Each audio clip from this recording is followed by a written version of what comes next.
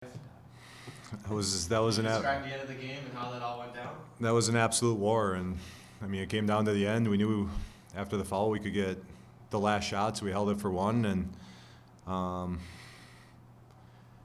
decided to go with Marcus in practice. Plus, just knowing Marcus, how his mind works offensively, I knew he would get a shot off, and he could get to a shot that he could make, and that's. He got hammered. They were forced to make a call, and he stepped up and hit one of the free throws at the line, and it was awesome. It's a good win. Our guys have kept believing. We played a really tough schedule. This was a game that a lot of teams on a 7-game losing streak could just look at and say, you know what, we're probably gonna have one more. Let's work on the next one. And they believed, and they fought till the end. And I mean, we got beat up on the glass, but we took care of the ball in the second half, and really proud of the effort. You're looking for guys to step up and spark the team in the second half. Nate Abel comes to mind earlier in the second half, and a couple other guys too. Dan Gresger with some good individual effort. How important was it to have a spark off the bench, and then some other guys contributing along the way? Dan and Nate did a great job off the bench, just controlling the press. I mean, that was huge. Both of them did a nice job handling the ball. Got us calmed down, got us into some things, pushed at the right times, didn't. I'm really proud of Nate. Nate's been just grinding the whole fall. He didn't get a lot of opportunities early. He just worked, never complained, just kept working. And you know what? We've been talking about consistency a lot. Show us that you're going to be consistent, and we can count on you. And you know what? We've been looking, and you know what, Nate? We got to start getting you some chances. And he's gotten his chances. He hasn't done much, but he's gone in there and he's guarded the basketball. Something that we've been looking for, and that's increased his chances and his minutes. And honestly, today it was awesome to see him step up and make some baskets too, some timely ones, and got after it for us. It was really cool to see.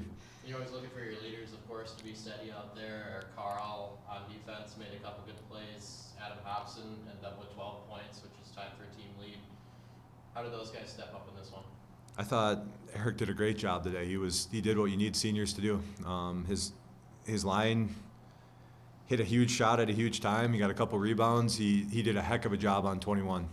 I mean, 21 was somebody that we really keyed on. I know he comes off the bench for him, but he's an automatic shooter, and he changes the game with spurt shooting. And he hit the one to tie it at the end, but we did a pretty good job of limiting his looks. I know we ran him off the line. He got a couple layups, but we'd much rather have for number 21 on Ferris State, we'd rather have them shooting a layup than a catch and shoot three. You guys trailed at halftime, so you had to make some adjustments coming out in the second half. What were a couple of things that you keyed in on? We talked, honestly, it was kind of similar to Lake State. We said we got to take care of the ball and we got to rebound. I know they still got 15 overall offensive boards, but I think there was might have been only 5 in the second half. I'm not sure on the numbers. And I think we only turned it over 2 times in the second half. Those were the biggest things. We've talked a lot about within our group, before we can really start worrying about making winning plays, we got to get rid of losing plays, and turnovers and giving up offensive rebounds are those type of things. When we start minimizing that, we're going to be right there with them. And once it becomes a staple that we don't have to talk about it that much, then we'll really start growing as a team and getting better. This is one of those games where the offensive numbers don't just jump off the page at you, but there were so many guys who had to grind late in that game and show some heart. Would you agree? Oh, absolutely. I mean, we still got beat up on the glass, but I mean, we were fighting in there. I mean, Ferris is big, strong, athletic, and I mean, our guys were dying trying. It was as physical a game as you're ever going to see in the GLIAC, and I mean, it was just a war. And we told the guys at halftime, just play. It's going to be a dogfight. Be the first one to the floor. Fight for everything. Don't worry about getting touched, anything. Just slap and go and play. How much confidence does beating a team like Ferris, who's near the top of the standings every year, give this club? It's a young team that's still growing in confidence. I hope a lot. I mean, the whole league is pretty wide open. I mean, there's a few teams starting to separate, but it should give a lot of confidence beating the program with Ferris. I mean, they've been at the top of the league consistently ever since Coach Bronkham has been there. Anytime you can get a victory over them, that's a big-time accomplishment. I can't remember the last time we beat them. It's been a couple years.